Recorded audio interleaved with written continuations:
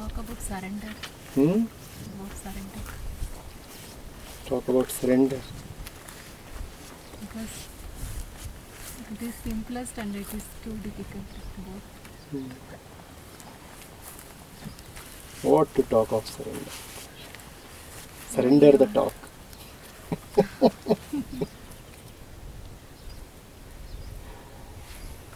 In Vaishnava, the Sampradaya, they surrender and just to chant the name of the Lord, then everything will be taken care of. They don't. How do you know that that's what the Lord is wishing for them? You see, I have a servant. I tell him to go to the market and get some vegetables. And he keeps sitting in front of me and chants, Acharya-ji, Acharya-ji, Acharya-ji, Acharya-ji. I tell him to cook something for me. He just keeps sitting in front of me and chants, Acharya-ji, Acharya-ji. He is a very devoted chanter. What is he devoted to? Chanting. Is he devoted to me? How do you know that Vishnu wishes that you just keep chanting Vishnu, Vishnu, Vishnu, Vishnu? Are you a Vaishnava just because you are chanting Vishnu all the time? Is Vishnu something of the tongue and the lips?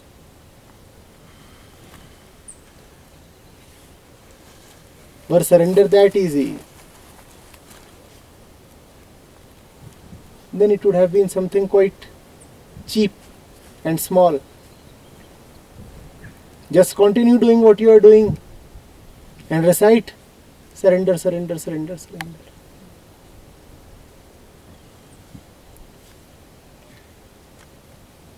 Because they have written so many poems in the like Kabir, they have experienced something. They have not experienced something. They are continuously in themselves. So it doesn't matter now what they experience. What you are saying implies that experience is special. What you mean is that they have experienced something special. And now that enables them to write prolifically and beautifully. It's not that way. It's very, very different. Because they are immersed in themselves, so now it doesn't matter to them what they experience. They go through all the experiences now as a devoted one, a committed one goes through the crests and troughs of life. The experiences don't matter to them. They haven't experienced something extraordinary.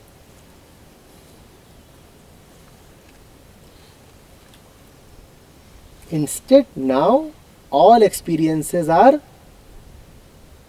ordinary for them.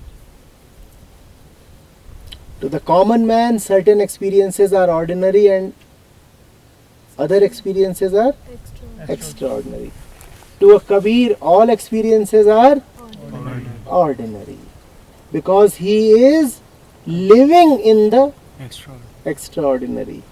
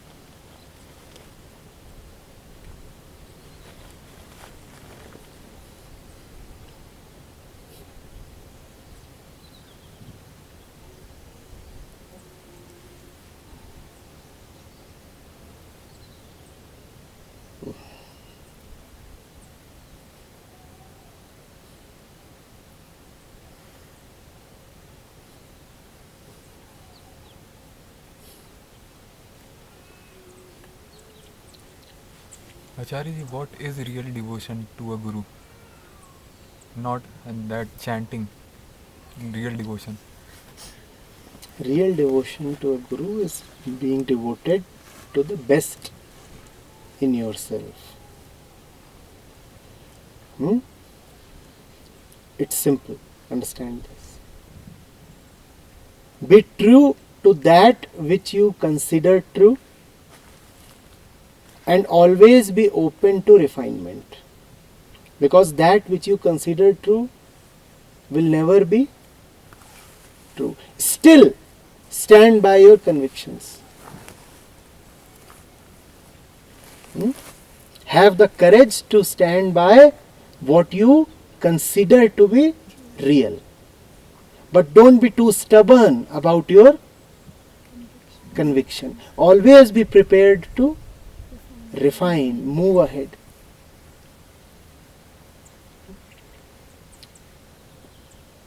There are two demands that might appear like contradictory, but you have to fulfill them both and parallelly. The first is be committed to your convictions, and the second is don't be stubborn about your convictions. The first is a practical need.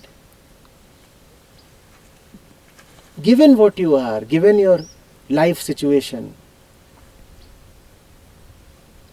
you can only have an approximate idea of the truth. Right? The ego is not fully dissolved. You are not seeing absolutely clearly. So whatever you would see would always be a little blurred, a little off the reality. But that's the best you can do. So stand by it. Support yourself. And at the same time, always know that whatever you are believing in is not the truth. So always be open to refinement, further refinement, more refinement. Simple.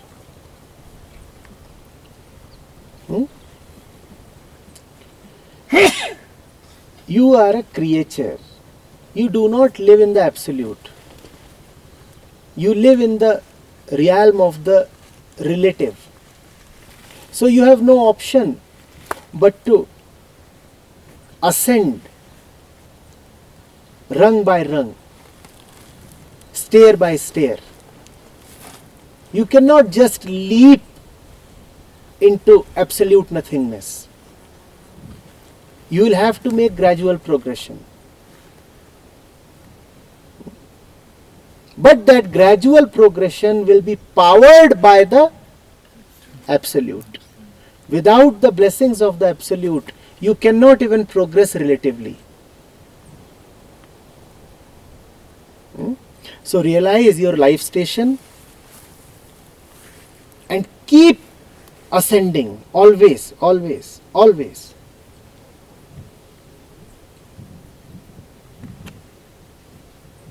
So all people are fortunate to get the blessings and grace. Yes, but very few are sensible enough to receive them.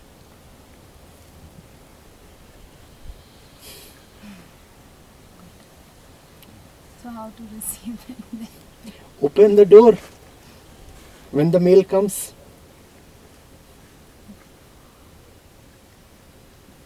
Don't keep sleeping.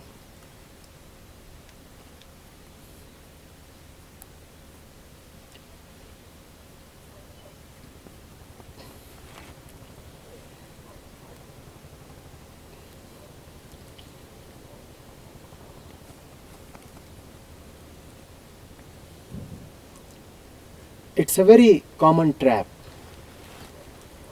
to talk so much of the absolute that you forget all relative progress. Like a fellow who is training hard to lift 100 kilograms. Currently he can lift only 10. and the 15 kilogram dumbbell is right in front of him. And what is he continuously chanting? 100, 100, 100. And this chant of 100, 100, 100 is just an inner conspiracy against 15. lifting the 15 kilogram load.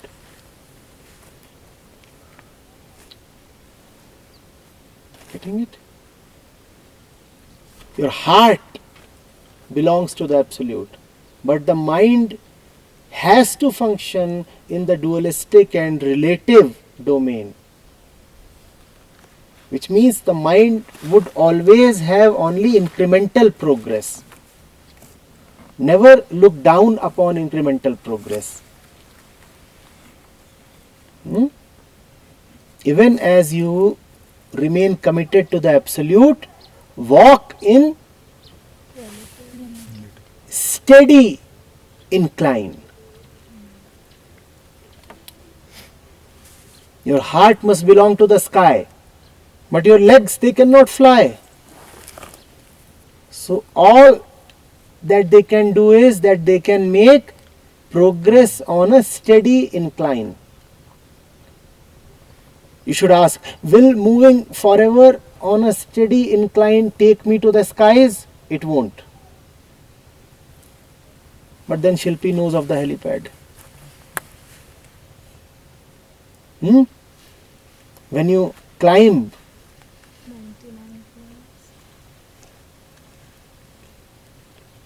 up enough, then comes a point when you are picked up.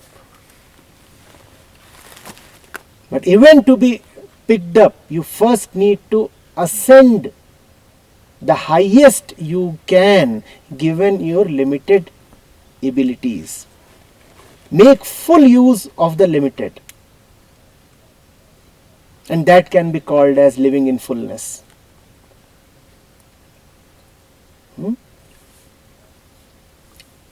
Stretch your limitations fully. That is called living in fullness. It's a contradiction. You are still living in limitations, but stretching them fully. And that's living in fullness.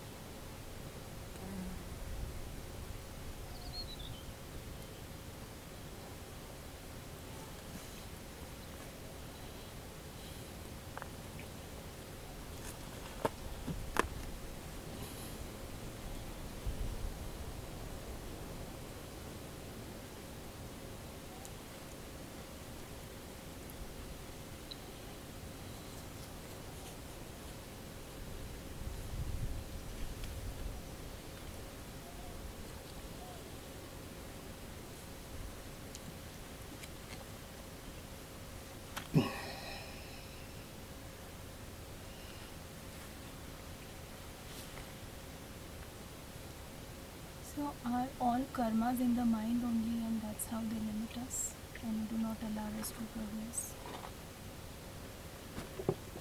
All the time you are just acting. Karma means action. It's about the quality of action.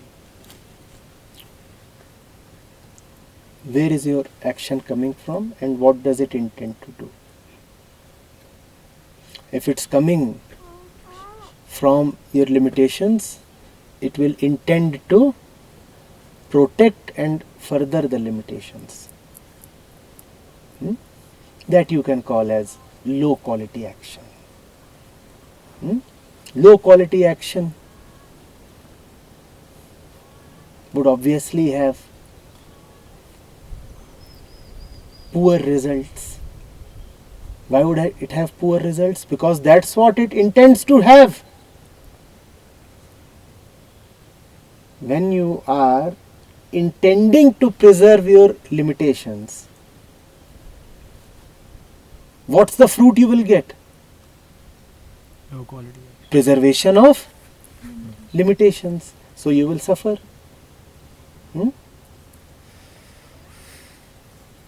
And when you move inspired by the vastness of your heart, then the vastness is sufficient. You do not require any fruits as rewards of the action. The very vastness of the action suffices. You are now not at all desirous of any fruits in the future. Great. Now you are liberated from the future. Now you are not carrying something forward to the future. Now you won't wake up the next day with residue and garbage and a to-do list. You wake up free because you settled all the accounts yesterday itself.